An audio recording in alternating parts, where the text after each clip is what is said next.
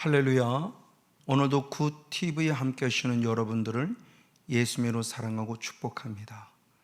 하나님 우리들에게 놀라운 은혜를 주셨으니 예수 그리스도를 믿는 자에게 구원의 은혜를 주셨습니다. 그래서 로마서 10장 9절에 예수를 주로 시인하고 그 예수님이 죽었다가 살아난 것을 마음에 믿으면 구원을 얻는다고 축복하고 있죠. 근데 성경은 구원을 얻는 것으로 끝남이 아니라 구원에 더 이르기를 원하십니다. 그래서 로마서 10장 10절 말씀에 계속해서 마음으로 믿고 입으로 신하여 구원에 이르느니라 라고 말씀하면서 구원에 이르를 것을 말합니다. 구원을 얻은 자가 구원에 이른다고 하는 것은 구원을 얻은 자가 구원에 이르도록 잘한다고 하는 것을 또한 우리에게 가르쳐 주고 있죠. 그래서 베드로는 신앙의 실패를 경험해 본 그런 경험자로서 베드로후서 3장 18절 말씀에 그리스도를 아는 것에 자라야 한다라고 표현하며 아는 것과 믿음이 하나이며 그 하나 속에서 자라일 것을 말씀해 주었어요. 그리고 사도 바울의 영성 역시도 골로새서 1장 10절 말씀에 하나님을 아는 것에 자라야 한다라고 표현했죠. 이 바울은 다메섹 도상에서 하나님을 인격적으로 만난 이후 신앙관이 달라졌고 그의 믿음의 영성이 달라졌으니 그리스도를 아는 이 고상함 때문에 그동안 가지고 있던 모든 것들을 다 배설로 물러 버릴 정도로 그리스도라는 것이 너무너무 귀한 것을 발견하죠. 그래서 그는 말하기를 빌립보서 3장 8절 말씀에 그리스도를 아는 고상함으로 말미암아 그 존귀함과 그 고귀함으로 말미암아 내가 가지고 있는 모든 것들을 배설물이 여길 정도로 철저히 하나님을 알고 예수를 아는 것이 너무너무 귀함을 고백하고 있습니다. 맞습니다. 이렇게 우리들이 신앙에 자라갈 때 마지막 이제 하나님이 우리를 알아주시는 신앙이 됩니다. 이 땅에서 믿어 내가 하나님을 안다 한다면 마지막은 주님이 나를 알아주셔야 하는데 그걸 옳다 인정해 주신다는 거죠. 그래서 고린도후서 10장 18절 말씀에 하나님으로부터 옳다 인정함을 받는 자가 참 믿음 안에 있다는 사실을 성경은 분명히 말씀하고 있습니다. 그러면 도대체 하나님은 나를 어떻게 아신다고 하셨을까요? 마태복음 7장 20절 말씀에 열매로 보고 너를 안다라는 말씀을 통해서 우리 안에 구원을 얻음으로 끝남이 아니라 구원을 얻은 자가 구원에 이르도록 자라가는 과정 속에서 하나님이 원하시는 열매가 있으니 그 열매를 보는 순간 우리를 안다고 말씀합니다. 그럼 여러 가지 모습을 말씀할 때 그 안다는 신앙이 과연 무엇일까? 예수님은 요한복음 3장 16절에 나를 믿는 자가 멸망치 않고 영생을 얻으리라 그랬는데 영생을 얻는 것으로만 끝남이 아니라 이어서 요한복음 3장 36절의 말씀에 아주 중요한 걸 말씀하셨으니 순종치 아니하면이라고 말씀하며 영생을 보지 못하고 도리어 하나님의 진노가 너희 머리 위에 머물 것이라고 우리에게 경고하면서 예수를 나의 구원자로 믿은 자는 반드시 순종이라는 신앙까지 나아갈 것을 말씀하고 있다는 사실을 우리가 영적 경각심으로 받아들일 필요성이 있습니다.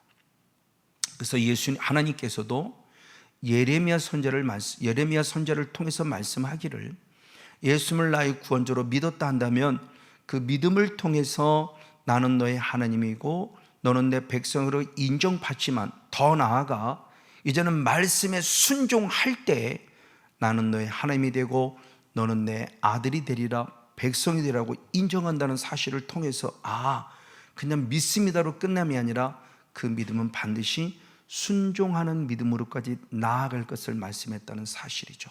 그래서 예수님도 친히 말씀하기를 마태복음 7장 21절의 말씀에 주여 주여 하는 자마다 다 천국에 들어갈 것이 아니라 하나님 아버지의 뜻대로 행하는 자라야 천국에 들어간다는 아주 중요한 말씀을 하죠.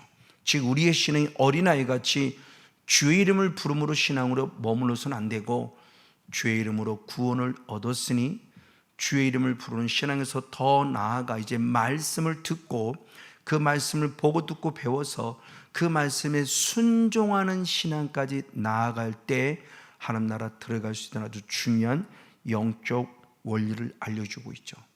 그래서 사도 바울 역시 빌립보서 2장 12절과 13절의 말씀에 너희가 항상 복종하여 두렵고 떨림으로 구원을 이루라 라고 명령하세요. 그럼 내가 하는 거냐? 아니요.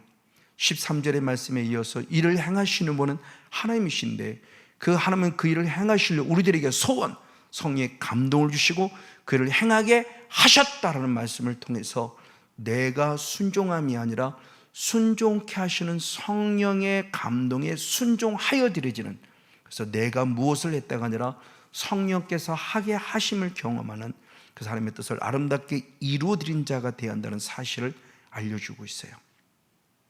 바로 이와 같이 우리 주님은 계속 우리에게 성령의 감동과 감화를 주시는데, 성령의 임재, 성령의 기름 부음을 단순히 예언을 한다 또는 환상을 본다, 어떤 축사하는 능력이 나타났다, 이것으로만 눈에 보이는 것으로 끝나지 마시고 하나님의 성령의 기름을 계속 부으시는 또 다른 이면, 영적 깊이도 알아야 됩니다.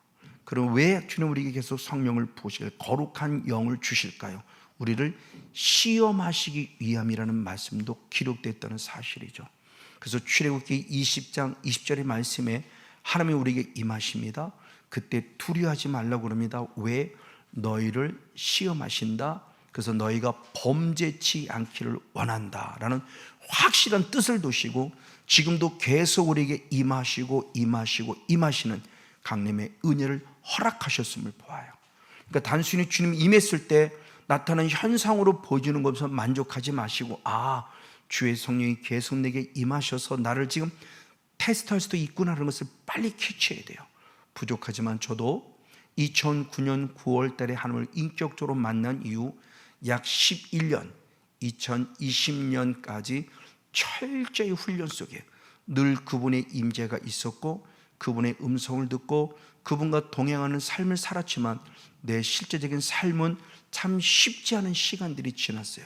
근데 그 과정 속에서 통과하고 나서 2021년도부터 하나님 부으신 은혜를 잊고 있다는 사실입니다. 그럼 왜 주님이 우리를 시험하실까라는 겁니다. 주님의 임재가 있는데 그 답을 신명기 8장 2절은 이렇게 말합니다. 너희가 광야의 길을 걸었던 것을 잊지 말라. 광야에서 너희가 낮추어졌던 것, 그것을 너를 시험했던 것을 잊지 말라는 거죠. 그럼 왜 시험하셔? 첫 번째 말씀합니다.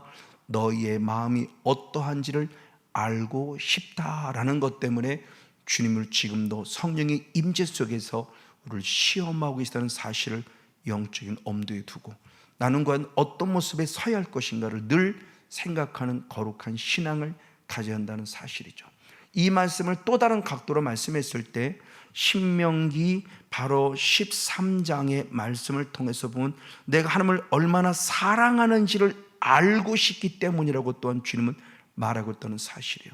내가 주님을 정말로 이런 어려운 환경 속에서도 내가 주님을 마음을 다하고 목숨을 힘을 다하여 사랑하는지를, 그 사랑하는 여부를 알려 하시기 때문에 시험한다는 아주 강력한 어필을 우리에게 하고 있습니다. 성령이 임하시면 임할수록 진짜 주님을 사랑하고 있는지, 그때 그 상황 속에 마음이 흔들리는지 안이 흔들리는지를 알려고 하는, 즉 내가 알고 계신지 가라지인지를 알고 싶어 하시는 주님의 거룩한 테스트, 시험이 있다는 사실을 염두에 두어야만 합니다. 그래서 하나님께서는 바로 여호수아에게도 친히 말씀하기를, 여호수아서 1장 9절의 말씀에 너는 강하라 담대하라 그러면서 절대 환경과 조건 때문에 두려워하지 말고 놀라지 말라라고 선포하면서 하나님이 우리와 함께 하심에 있었을 때 상황과 환경을 뛰어넘는 거룩한 신앙, 즉 마음이 흔들리지 않는 신앙을 가져야 한다는 사실이죠. 그래서 우리가 잘 알고 있는 잠언서를 통해서 말씀할 때 잠언서 4장 23절의 말씀에서는 무릇 지킬 만한 것보다 더욱 내 마음을 지키라. 아멘. 왜? 이 마음에서 생명의 근원이 나옴이라 말씀함을 통해서 우리의 믿음이 흔들리지 아니할 것을, 환경에 따라 조건에 따라 흔들리는 신앙이 아니라 굳굳이 믿음의 주를 바라본 참 신앙에 더해 서 있는 그 마음을 알고 싶어서 주님이 지금들 테스트하고 있다는 사실이죠. 그럼 언제 우리가 마음을 흔들리지 아니할까요? 성경은 분명히 말하고 있습니다. 시편 16편 8절 말씀에 여호와를 내가 앞에 두었을 때 흔들리지 아니하리라. 아멘. 맞습니다. 좌우를 살피고 뒤돌아보는 어리석은 자가 아니라 믿음의 주요 온전하게 신호치 예수, 그 하나님을 앞에 두고 그 하나님만, 예수님만 바라보는 자가 흔들리지 아니한 자라는 사실을 성경에 분명히 가르쳐 주고 있습니다. 그러나 절대 마음을 빼앗겨서 가라지가 되는 자가 아니라 마음을 빼앗기지 않고 굳건히 지킴으로 진정한 알곡인지를 알고 싶어하는 주님의 뜻이 있음을 알면서 오늘 내가 어려움 속에 있을 때 하나님께 옳다 인정을 받는 믿음의 주인공으로 나간다는 사실을 알게 될 수 있습니다. 그런가 반면에 또 두 번째도 또 알고 싶어하는 주님의 뜻이 있어요. 나를 낮추시고 시험하셨을 때 첫 번째는 마음이 어떠한가만 아는 것이 아니라 신명기 8장 2절의 하반절의 말씀에 보면 그 어려운 환경에서도 끝까지 하나님의 명령에 순종하는 자인지 순종하지 아니하는 자인지를 알고 싶다라고 주님은 우리에게 말씀해 주고 있습니다. 분명히 주님께서는 우리의 존재들을 이끌어 가시는데 계속 성령의 임재 속에서 낮추기도 하시고 시험하기도 하세요. 그 성령의 임재가 있고 하나님의 임재가 있기 때문에 좋은 일만 있는 것이 아니라 때로는 힘든 일이 분명히 있다는 것을 빨리 알아야 돼요. 이게 주님의 이끄심 속에 돼요. 그런 대표 예를 몇 가지 한번 살펴볼 때 가장 먼저는 아브라함입니다. 하나님은 창세기 12장에 아브라함을 불러내시죠. 그래서 적과 꾸르는 가나안 땅에 가라라고 명령을 하세요.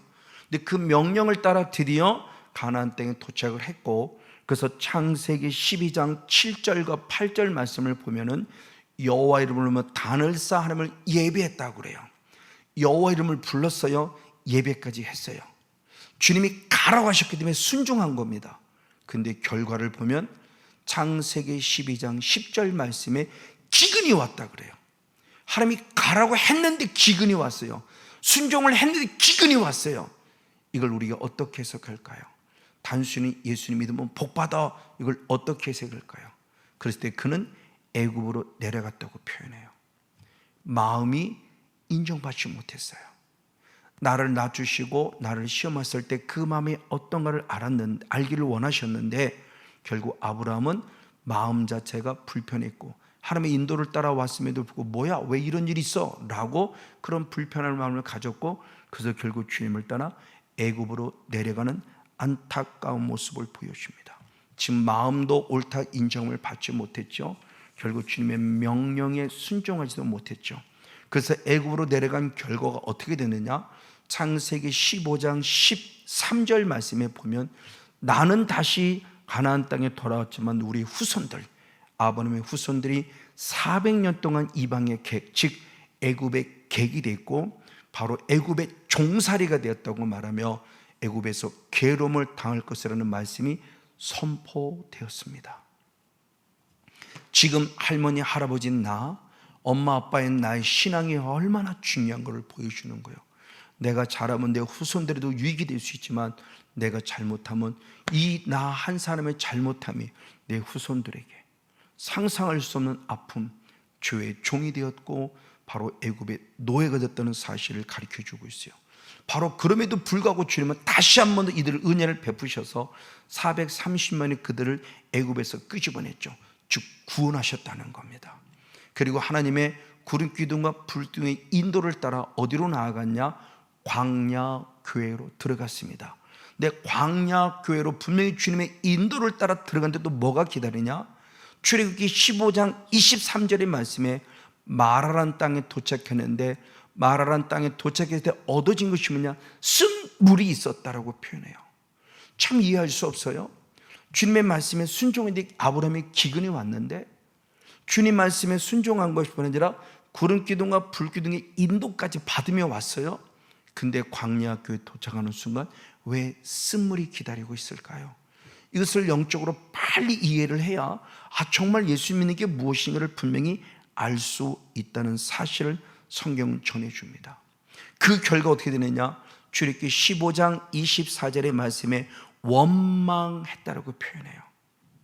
그런데 이 원망이 단순히 원망으로 끝나지 않아요. 즉 사망이라는 열매를 맺고 말았어요. 우리는 생명이라는 열매를 맺었는데 사망이라는 열매를 맺은 안타까움을 보게 됩니다. 자, 이 부분의 모습이요. 그래서 이 부분을 바울이 강의하고 해석했죠. 어디서 했냐? 고린도전서 10장 10절의 말씀에 원망하지 말라. 원망하는 순간 멸망을 당하였나니 저희들과 같이 원망하지 말라. 우리들에게 영적 교훈을 주셨어요. 저희들과 같이, 믿음의 조선 저희들과 같이 원망하지 말라는 겁니다. 왜? 원망할 때 사망에 이르기 때문에 그래요. 그래서 우리가 잘 아는 야고보 사도도 야고보서 1장 14절과 15절의 말씀을 통해서 보면은 욕심이 잉태한 즉 죄를 낳고 죄가 장성한 즉 사망을 낳는다. 사망에 이른다 그래요. 사망에 이르고 있어요. 하나님을 믿지 않는 불신자가 아니라 믿는 우리 안에 남아있는 그 욕심 때문에 계속 죄가, 그리고 죄가 장성해서 사망을 이르게 하고 있다는 사실을 빨리 깨달으면 신앙생활에 남은 영적 찌꺼긴 원망 빨리 풀어야 되죠. 그래서 주님은 사도바울을 통해 말합니다. 저희들과 같이 원망하지 말라. 바로 이것이 우리 주는 영적 거룩한 교훈임을 생각해 볼 수 있습니다. 자, 그런가 반면에 어떤 사람은 생명이라는 열매를 맺은 누구냐? 다윗이에요. 다윗의 삶도 누구보다 하나님을 사랑하지만 실제적인 그의 삶은 참 쉽지 않은 삶을 살았어요. 그는 시편 23편 2절의 말씀에 중요한 고백을 합니다. 하나님은 나의 목자가 되신 나를 분명히 푸른 초장과 실만을 그 인도한다라는 확실한 믿음을 가지고 있어요. 근데 현실은 시편 23편 4절의 말씀에 사망의 음침한 골짜기를 걷고 있어요. 푸른 초장과 실만한 물가로 인도하실 하나님을 신뢰하고 믿고 있지만 현실은 사망의 음침한 골짜기예요. 그걸 그는 부인하지 않았어요. 오히려 그것을 순히 받아들였어요. 그리고 이깁니다. 어떻게? 주님의 지팡이와 막대가 나와 함께 하시나이다. 아멘. 임마누엘이 하나님을 인해서 사망의 음침한 골짜기를 부인한 것이 아니라 사망의 음침한 골짜기를 인정하고 하나님께 나아가는 놀라운 신앙의 구원 복된 자가 된 것을 성경은 분명히 보여주고 있어요. 이와 같이 우리들의 삶에 쉽지 않은 시간들이 분명히 있어요. 그럼에도 불구하고 우리는 그것을 이기는 자가 되는데 하나님이 함께 하심이었다는 거죠. 그 또한 대표적인 예로 요셉입니다. 요셉은 하나님이 주신 위대한 꿈을 꾸고 있습니다. 내가 꾼 꿈이 하나님이 주신 꿈입니다. 거룩한 영적 리더요, 나라와 민족을 살리는 리더가 될 것을 주님이 꿈을 주셨어요. 근데 현실은 억울하게 그는 노예로 팔리고 억울하게 그는 누명을 뒤집어 쓰고 바로 감옥에 가야만 합니다. 그럼에도 불구하고 성경은 요셉을 형통했다고 그래요. 이해할 수 없어요. 위대한 꿈을 가졌는데 현실은 노예이고 현실은 누명을 뒤집어 쓰고 감옥에 가야 돼요. 근데 형통했대요. 왜요? 창세기 39장 2절은 분명히 말씀하고 있습니다. 하나님이 함께 하심으로 요셉은 형통하였더라. 할렐루야. 아멘. 사전적 의미의 형통은 뭔가 잘 되는 것이 형통이지만 성경적 의미의 형통은 쉽지 않고 걸어갈 길이 쉽지 않은 길에 있지만 하나님이 함께 하실 때 하나님은 그 사람에게 형통했다라고 축복하는 좋은 열매를 맺는 복된 주인됨을 말씀하고 있습니다.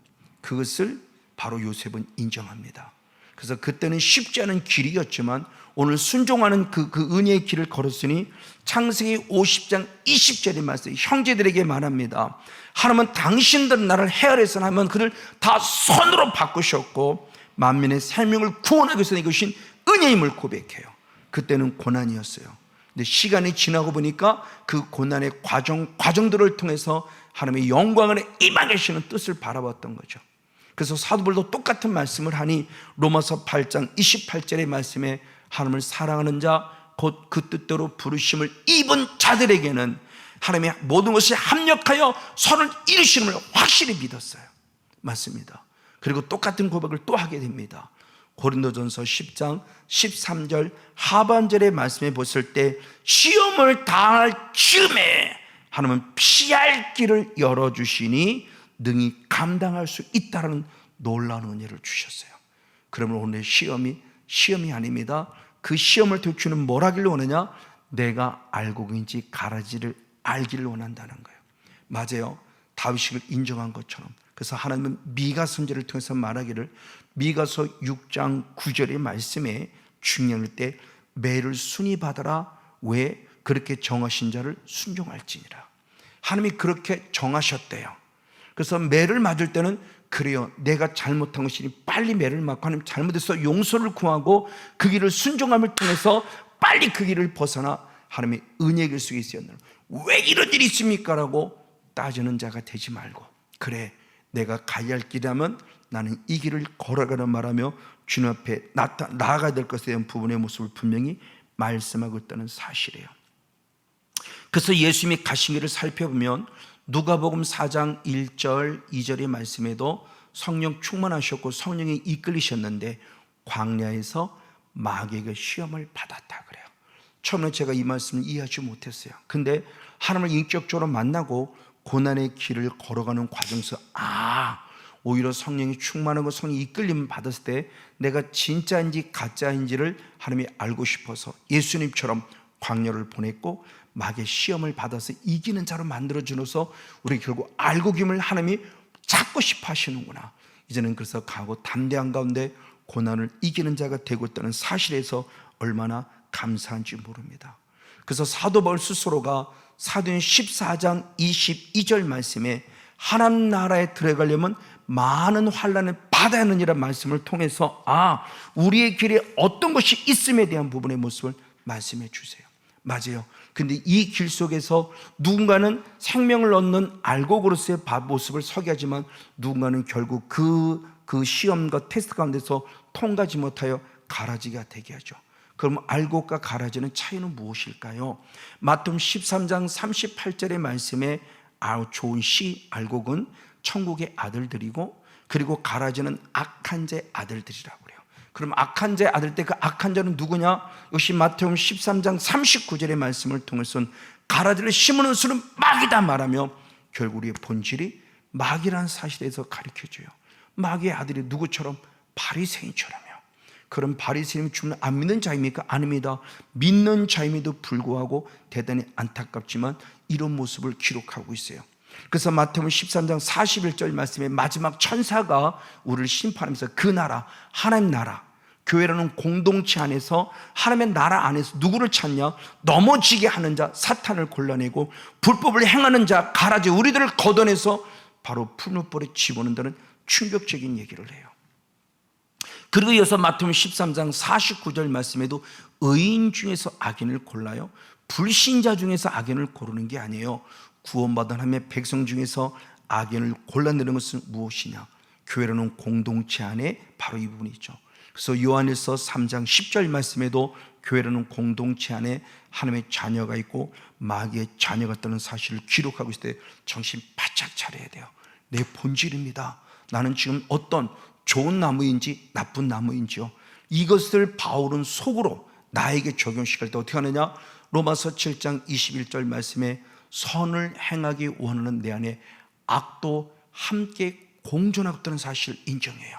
그래서 로마서 8장 2절에 이기는 방법을 알았으니 생명의 성령의 법으로 죄와 사함의 법과 싸워 이겨서 진정한 영적인 해방을 누린다는 사실을 발견합니다. 맞습니다.